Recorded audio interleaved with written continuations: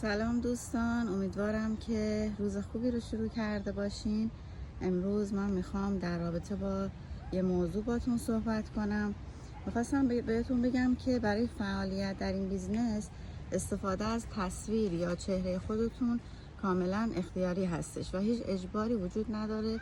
شما میتونید بدون نشون دادن چهره یا تصویر خودتون به راحتی فعالیت کنید و به موفقیت‌های قابل توجهی برسید.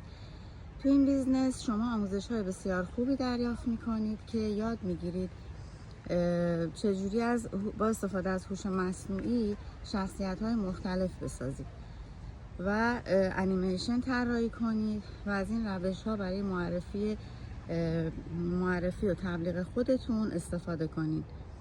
حتی میتونید فقط از صدای خودتون برای تبلیغات استفاده کنید و نیازی به نمایش تصویرتون نیست و بسیاری از افراد موفق با همین روش فعالیت میکنن و به نتایج خیلی عالی هم دست پیدا کردن.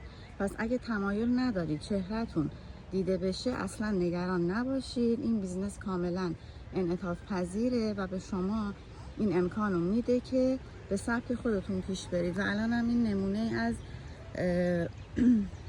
تبلیغ بدون چهره هستش که من امروز برای شما دارم میگیرم که فقط من صدام روی تصویر هستش و اینجا دارم منظره زیبا رو به شما نشون میدم. امیدوارم که همیشه موفق باشین.